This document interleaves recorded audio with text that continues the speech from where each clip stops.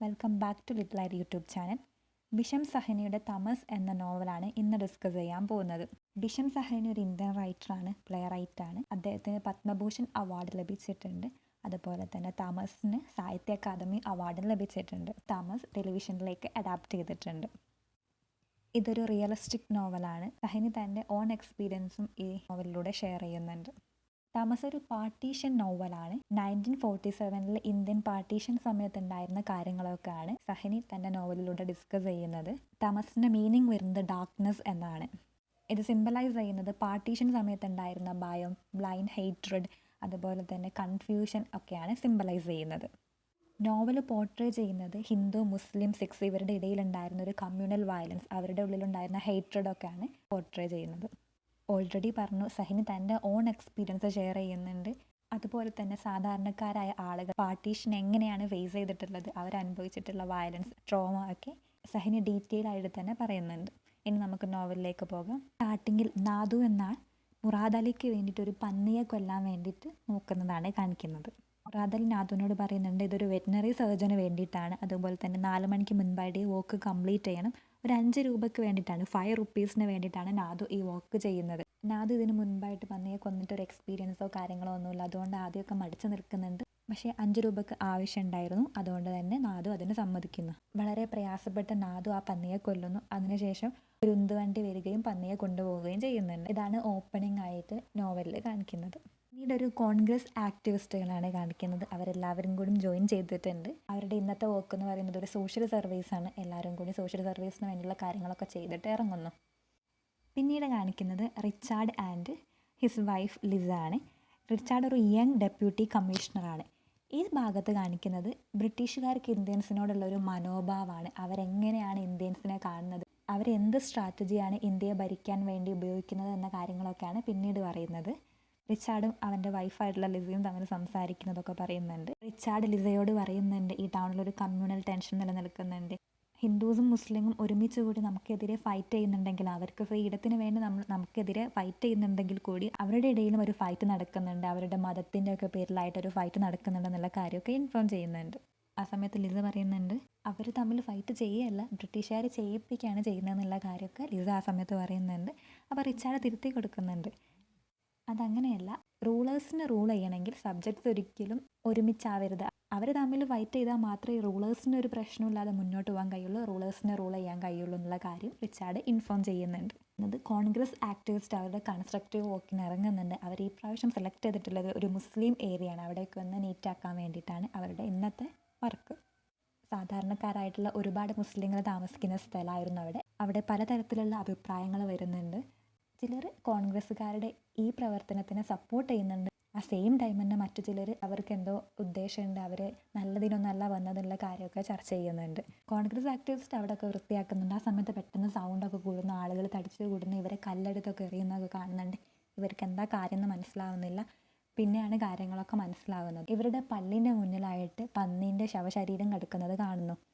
കോൺഗ്രസ്സുകാരൊക്കെ എല്ലാവരും ഷോക്കാവുന്നുണ്ട്. ഇവർ ഇങ്ങനെ ഒരു പ്രവൃത്തി ചെയ്തിട്ടേ അല്ല, പക്ഷേ ഇപ്പം മുസ്ലിങ്ങളുടെ കണ്ണിൽ ഇവരാണ് ഈ പ്രവൃത്തി ചെയ്തതെന്ന് എന്നായിട്ടുണ്ട്. ആർക്കും എന്താ ചെയ്യേണ്ടതെന്നൊന്നും അറിയുന്നില്ല. പക്ഷേ മുസ്ലിങ്ങൾ ഇവരെ കൊണ്ട് തന്നെ ആ പന്നീൻ്റെ ദേഹം മാറ്റിക്കുന്നുണ്ട് അവിടുന്ന്.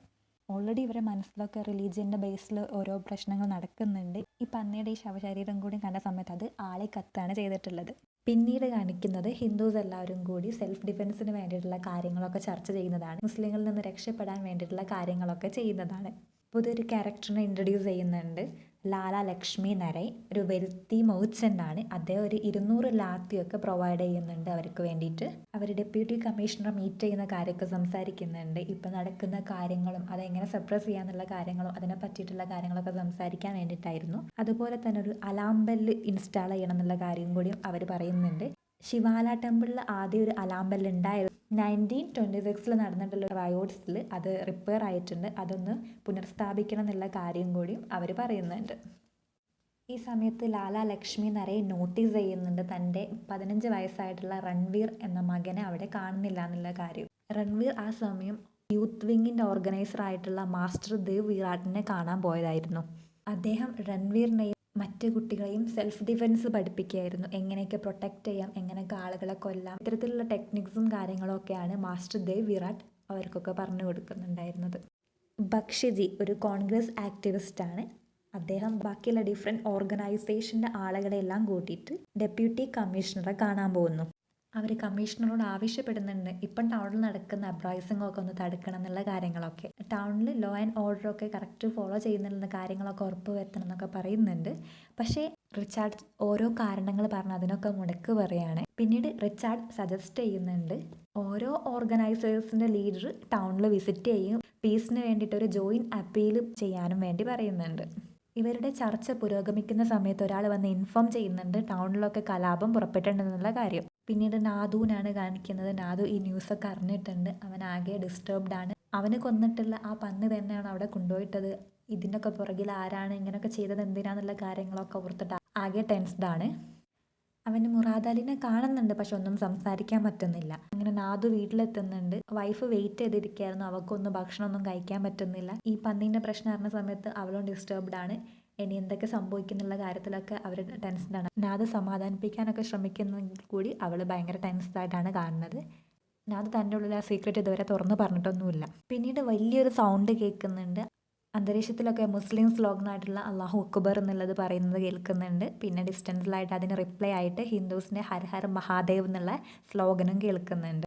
ഈ സൗണ്ട് കേൾക്കുന്ന സമയത്ത് ലിസ എഴുന്നേൽക്കുന്നുണ്ട്. കൺഫ്യൂസ്ഡ് ആയിട്ട് അതുപോലെ തന്നെ ടെൻസ്ഡ് ആയിട്ട് റിച്ചാർഡിനെ എഴുന്നേൽപ്പിക്കുന്നുണ്ട്. പക്ഷേ റിച്ചാർഡ് പറയുന്നത് അതൊന്നും പ്രശ്നമല്ല, ഹിന്ദുസിൻ്റെയും മുസ്ലിമിൻ്റെയും ഇടയിൽ കലാപം പൊട്ടിപ്പുറപ്പെട്ടതാണ്, വേറെ പ്രശ്നമൊന്നുമില്ല. ഹിന്ദുസിൻ്റെയും മുസ്ലിംസിൻ്റെയും ഇടയിലുള്ള ഈ കലാപം കാരണം ബ്രിട്ടീഷുകാർ സേഫാണ്, അവർക്ക് പ്രശ്നമൊന്നും ഉണ്ടാവില്ല എന്നുള്ള കാര്യമൊക്കെ റിച്ചാർഡ് ലിസയോട് പറയുന്നുണ്ട്. ഇങ്ങനെ ഈ കലാപം തുടർന്ന് പോയാൽ മാത്രമേ ഉള്ളൂ അവർക്ക് ഇന്ത്യൻസിന് റൂൾ ചെയ്യാൻ പറ്റുള്ളൂ.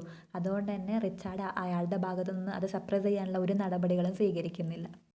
പിന്നീട് കാണിക്കുന്നത് ഗ്രെയിൻ മാർക്കറ്റ് നിന്ന് കത്തുന്നതാണ്. അലാം ബെല്ല് അടിച്ചോണ്ടിരിക്കുന്നുണ്ട്. സ്ലോഗൻസ് അന്തരീക്ഷത്തിൽ മുഴങ്ങിക്കൊണ്ടിരിക്കുന്നുണ്ട്. കലാപം അതിൻ്റെ മൂർധന്യാവസ്ഥയിലെത്തിയിട്ടുണ്ട്. മെർച്ചൻ്റായിട്ടുള്ള ലാല ലക്ഷ്മി നാരായൺ ആകെ വറീഡാണ്. അയാൾ താമസിക്കുന്നത് മുസ്ലിം കമ്മ്യൂണിറ്റി ഒരുപാടുള്ള സ്ഥലത്താണ്. അദ്ദേഹത്തിൻ്റെ നെയ്ബേഴ്സ് ആയിട്ടുള്ള ഫസലുദ്ദീൻ, ഹയാത്ത് ബക്ഷ് ഒക്കെ അദ്ദേഹത്തിൻ്റെ സേഫ്റ്റി എൻഷുർ ചെയ്തിട്ടുണ്ട്. പക്ഷെ അദ്ദേഹം ടെൻസ്ഡാണ്. ഉള്ളിലൊരു ഭയമുണ്ട് ഇവർ ചതിക്കുമോ എന്നുള്ള കാര്യത്തിലൊക്കെ. വീട്ടിൽ ഇതുവരെ രൺവീർ തിരിച്ചെത്തിയിട്ടില്ല. വീട്ടിലുണ്ടായിരുന്ന ആകെ ഒരു ആയുധം അത് രൺവീറിൻ്റെ പക്കലുമാണ്. അദ്ദേഹത്തിൻ്റെ സെർവൻ്റായിട്ടുള്ള നൻഗുവിനെ അദ്ദേഹത്തിൻ്റെ ഒരു മുസ്ലിം ഫ്രണ്ടായിട്ടുള്ള ഷാ നവാസിനോട് ഹെൽപ്പ് ചോദിക്കാൻ വേണ്ടി പറഞ്ഞു വിടാൻ നിൽക്കുന്നുണ്ട്. അദ്ദേഹത്തിൻ്റെ വൈഫിന് അതിനോട് തീരെ താല്പര്യമില്ല. കാരണം സെർവൻറ്റിനെന്നോ പറ്റിയാലോ എന്നുള്ളൊരു പേടിയൊക്കെ വരുന്നുണ്ട്. പിറ്റേ ദിവസം കലാപത്താൽ ഒരുപാട് പേർക്ക് പരിക്കേറ്റിട്ടുണ്ട്, ഒരുപാട് പേര് മരിച്ചിട്ടുണ്ട്. ആകെ ഒരു ദുരന്താവസ്ഥയിലാണ് സിറ്റിയൊക്കെ ഉള്ളത്. ഇങ്ങനെയുള്ളൊരു അന്തരീക്ഷമാണ് പറയുന്നത്. ഇന്നലെ ഒരു ദിവസം കൊണ്ട് ഹിന്ദു ദെൻ മുസ്ലിം എന്ന ഡിവിഷൻ പെർമനൻ്റ് ആയിട്ട് വന്നിട്ടുണ്ട് അവരുടെ സിറ്റിയിൽ. പിന്നീട് ലാല ലക്ഷ്മി നാരായണിൻ്റെ ഫ്രണ്ടായിട്ടുള്ള ഷാനവാസ് വരികയും റിലേറ്റീവിൻ്റെ വീട്ടിലേക്ക് മാറ്റാൻ സഹായിക്കുന്നുണ്ട്. ഷാനവാസിൻ്റെ ഒരു ബെസ്റ്റ് ഫ്രണ്ടാണ് രഘുനാഥ്. അവർ മീറ്റ് ചെയ്യുന്നുണ്ട്. ഈ ഫ്രണ്ട്ഷിപ്പ് ഹിന്ദു മുസ്ലിം എന്ന ഭിന്നത വന്ന സമയത്ത് നിലനിൽക്കുന്നുണ്ട്. അവർ പരസ്പരം സംസാരിക്കുന്നുണ്ട് ഇതിനൊക്കെ പറ്റിയിട്ട്. റിലീജിയൻ്റെ ഉള്ളിൽ ഒരു ഭിന്നത വന്നിട്ടുണ്ടെങ്കിലും ലാല ലക്ഷ്മി നാരായണിനെ സഹായിക്കാൻ മുസ്ലിങ്ങളാണ് വന്നിട്ടുള്ളത്. അതുപോലെ തന്നെ ഷാനവാസ്, രഘുനാഥ് ഇവരുടെയൊക്കെ ഒരു ഫ്രണ്ട്ഷിപ്പും എടുത്തു പറയേണ്ടതാണ്. ഈ നോവലിൻ്റെ നെക്സ്റ്റ് പാർട്ട് അടുത്ത വീഡിയോയിൽ അപ്ലോഡ് ചെയ്യുന്നതാണ്. നിങ്ങൾക്ക് ഇതുവരെയുള്ള എക്സ്പ്ലനേഷൻ മനസ്സിലായിട്ടുണ്ടെന്ന് വിചാരിക്കുന്നു. ഈ വീഡിയോ യൂസ്ഫുൾ ആയി തോന്നുന്നുണ്ടെങ്കിൽ സബ്സ്ക്രൈബ് ചെയ്യുക, ഫ്രണ്ട്സിനും ഫാമിലിക്കും ഷെയർ ചെയ്യുക. Thank you for watching.